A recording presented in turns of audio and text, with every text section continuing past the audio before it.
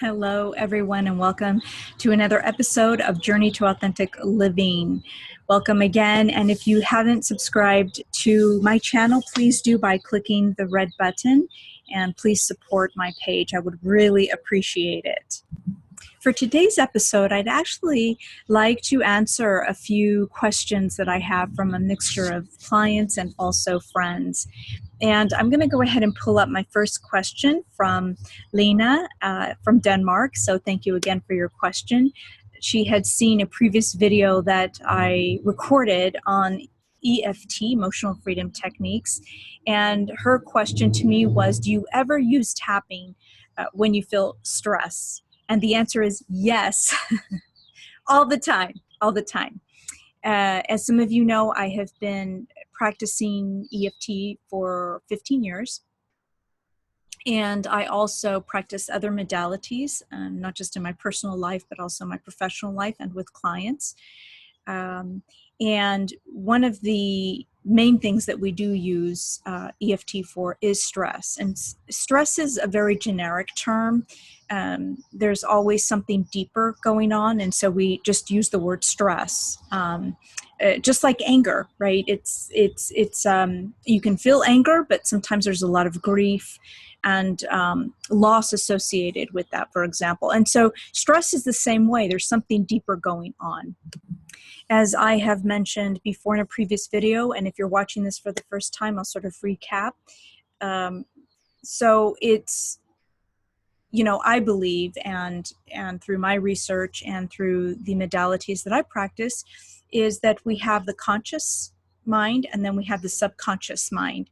And it's the subconscious mind that sort of runs the show, right? So for example, you're watching me, you're listening to me, but at the same time, there's other stuff going on, right? You might feel some emotion as you're listening to me. I might remind you of an aunt or a school teacher and so forth, right? So that would kind of be the subconscious at works here.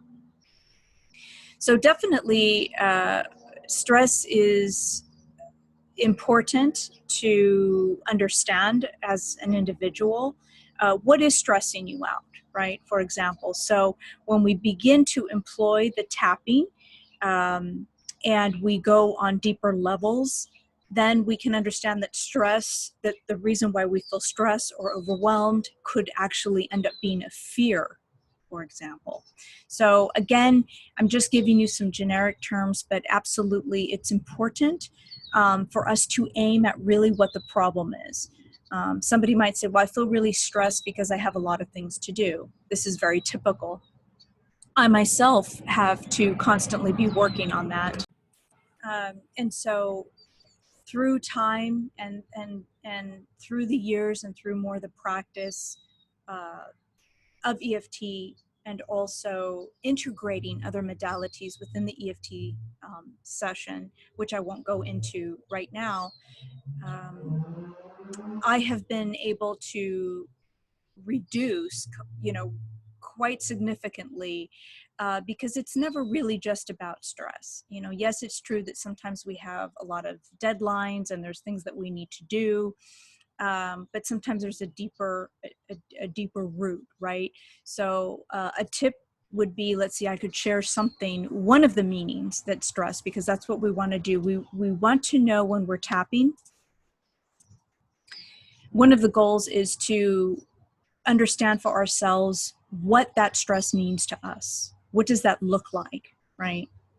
So for me, when I did a lot of different sessions, and remember tapping, I have to say this, tapping isn't something that you just do one time. It's a lifestyle. It's something that it's just like mindfulness practice, right? We want to really employ this kind of technique into our lives so that we can become more proficient, not only at practicing that, but also use it as a coping strategy. There's nothing wrong with having a strategy, right? It's better than having a flight and fight reaction all the time, or being angry and just trying to deny it or ignore it.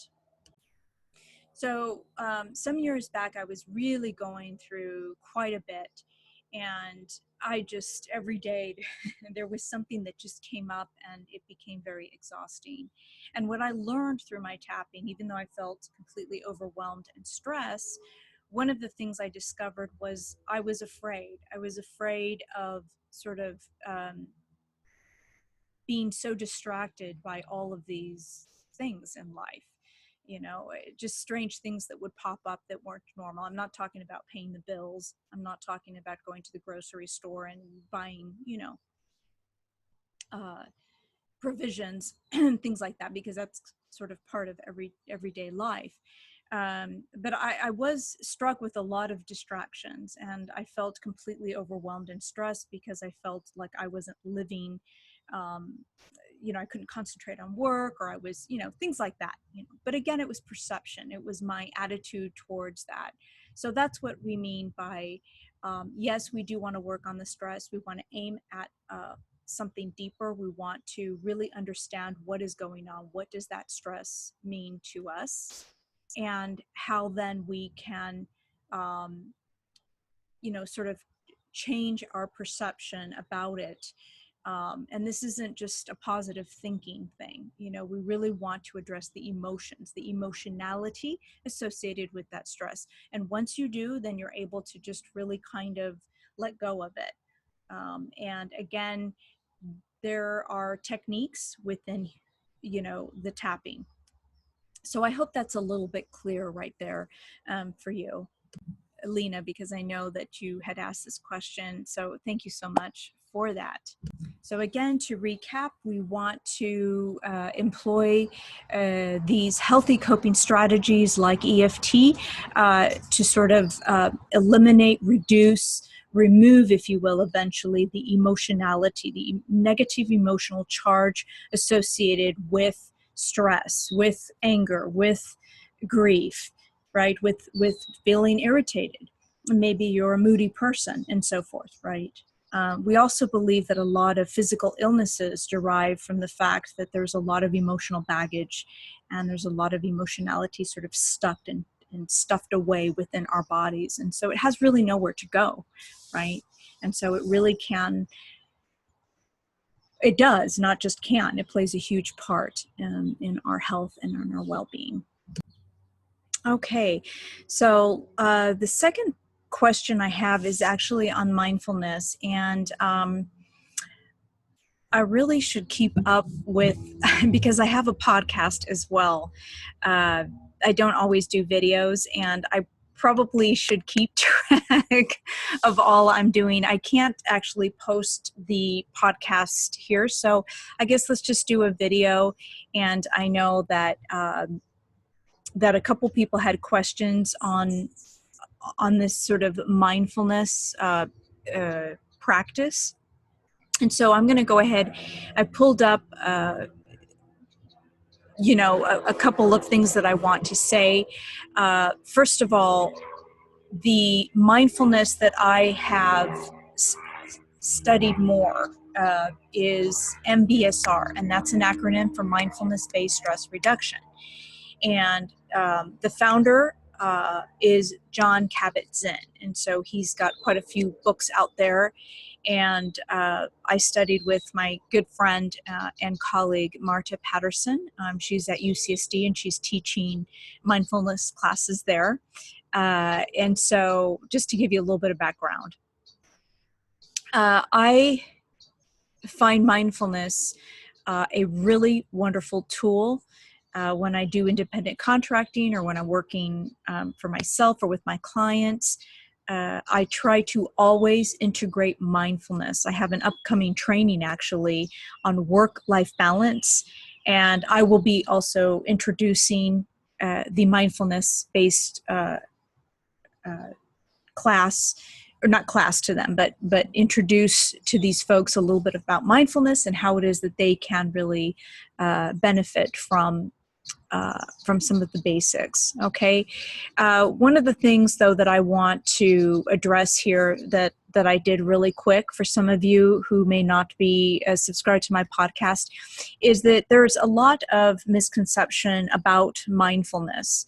And first one is that it's not about spacing or zoning out, has nothing to do with this. The second misunderstanding is that people think mindfulness is about being considerate and kind towards others.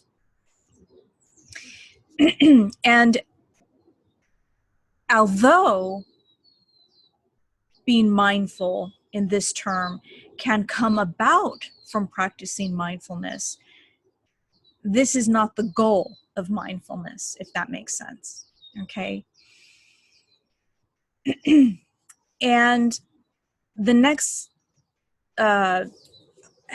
idea that people think mindfulness is exclusively about is noticing your surroundings. It is noticing your surroundings, but not just that. Mindfulness is noticing your surroundings in a very purposeful manner. And just as important as noticing your surroundings, like where I am, who I'm with, especially under stress, when you're experiencing a lot of stress, which I talked about in the previous question, excuse me, is that mindfulness is about purposefully bringing our awareness to how we feel now. Our emotions, our thoughts, how we think, what our body is feeling. Do we have any tension? And we do this by employing different techniques. One would be the body scan. One would be breathing exercises, right?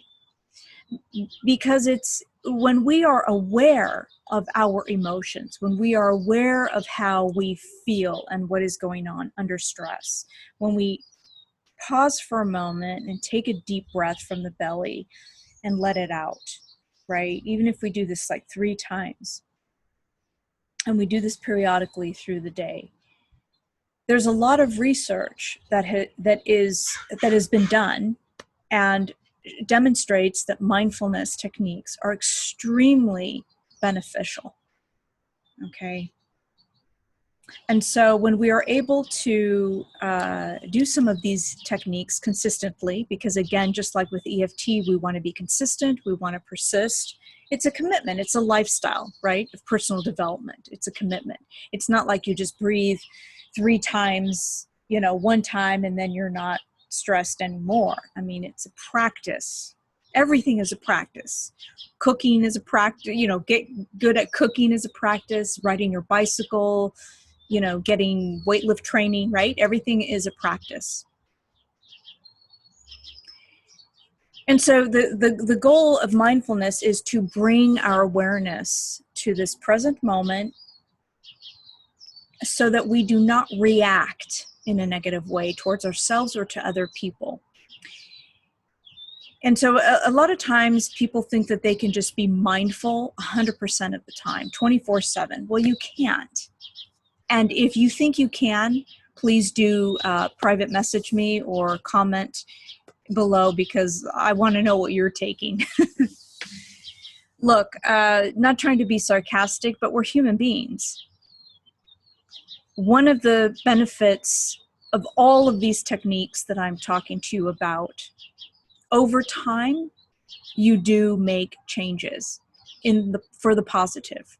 And when you make changes for the positive in yourself, you make them for other people. I'm a big believer that we are also energy beings.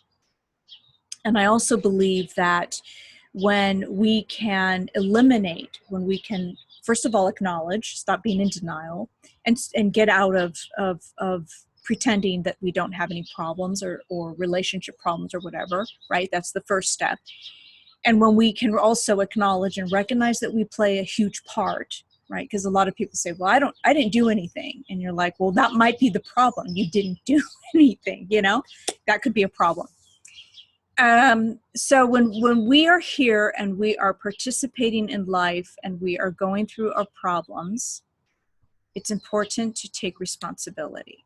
So all of these techniques enable us to cope better, to understand ourselves, to understand how we play a part, right? and to be able to make those changes for the positive. And so mindfulness isn't just about, well, I'm going to be a considerate person and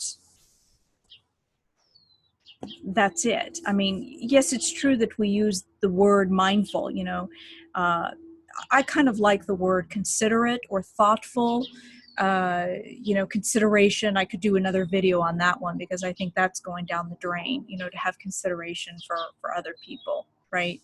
But yes, I mean, it can. Hopefully, when you're not stressed out and you apply these techniques and you understand yourself better and you learn to love yourself more, and you can reduce and eventually eliminate the negative emotions around your memories and around situations that happen to you, and you have more resiliency. Well, yeah, we hope that trickles out into society and into your community, well, beginning with your family, first of all, right?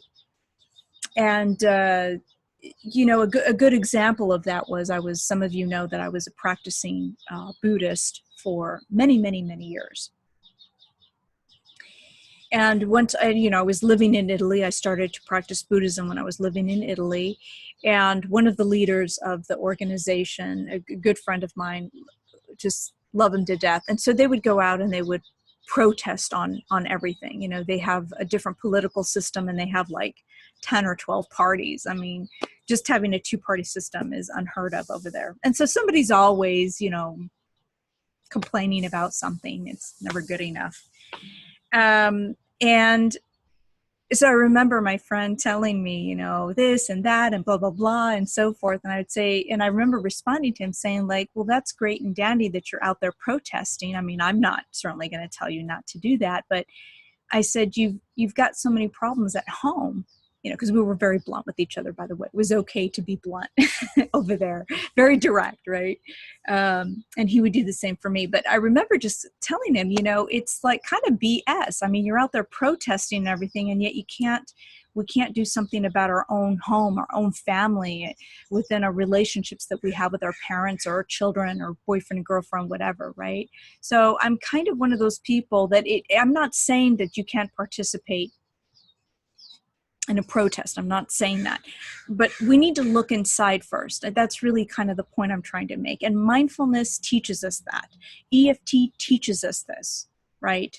It's about perception, the stress, the this, the that, the we feel bad. We do, we always concentrate on, well, we need to lose weight. We need to eat better. We can't eat meat, or we should eat meat and we don't, or something like that. We have to be a vegetarian. Again, not saying that this doesn't play a role, but let's check our emotions. How are we dealing with life? Okay, so that would be part of it, and mindfulness teaches us that. So one of the things I'm actually going to read here that I wrote, because I think it's important here, and again, it's regarding mindfulness, is paying purposeful attention to your emotions, thoughts, and how your body within that surrounding or environment feels, right? Because it's the all around 360 noticing that is the game changer. And so what do I mean by game changer? When we make mindfulness-based techniques a practice, right? We learn to pay attention to our body. We learn to pay attention to our thoughts and to our emotions in a non-judgmental way towards others and also towards ourselves. And we allow room to change our perspective. Look at that. Usually this change of perspective comes about because before noticing ourselves, we've had a distorted perception or trigger about someone or about a situation that we're experiencing. And so when we practice mindfulness, we discover that included in the art or the package of noticing our thoughts, bodies, and emotions is the larger or greater landscape to our motivations and why we do things or make the kind of choices that we do. Okay, so these aspects all play a huge role in mindfulness, as again, many other modalities. Okay, so I hope that answers a couple of your questions, or going a little bit deeper into the mindfulness aspects of not just being in the present moment. Because at the end of the day, what is that? What does that mean? You know, I'm being in the now. I have to live in the now. I mean, you've heard that, right? I mean, we all say we have to live in the now. I try to not say that, because for some reason, I mean, it's beautiful actually, but what does that mean? You know, so for me, I like to use a different language, and just sort of in my mind, you know, where am I? You know, when I feel stress, I can just kind of put my hand on my heart or my chest. I close my eyes for a little bit, right? Just kind of, you know, breathe through my nostrils all the time, because that's really very helpful. Unless you have allergy problems, you want to always breathe through your nose, inhale and exhale out through your nose, so that you can really get that oxygen going and sort of calm down your central nervous system, right? And then, you know, ask yourself, where am I? Well, I'm here, right? I'm here in the office, or I'm drinking my coffee, and you know, who's around me, and just notice for a moment, and then go into your body and notice where that tension is, right? If you're feeling stressed, of course. So these are definitely tips. And again, like I said earlier, I also employ the tapping and other techniques along with that in order to have the best outcome. Now, I want to also say something that's extremely encouraging. I am definitely not the same person that I was even just a couple years ago, even last year, even just a few months ago. I mean, I just continue utilizing the richness of the techniques that I know about, and continue studying and learning, you know, to bring you as my potential clients as well, the best that that these techniques can bring, right, to highlight it. Most importantly, I've got to be walking the talk too, in order to show up for all of you, right? I've talked about that before.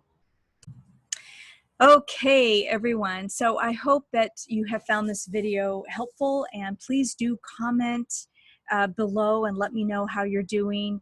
And if there are any other questions that I can answer for you and create a video, I would love to. And thank you so much. And Lupita, thank you so much. Muchísimas gracias por tu pregunta. And thank you again, Lena, for also allowing me to use your question that I found very good. And if you have any other questions, please let me know. I would love to address them in a video. And in the meantime, I'm encouraging you all not only to love yourself, but live authentically. We can do it. Okay. Ciao, everyone. Take care.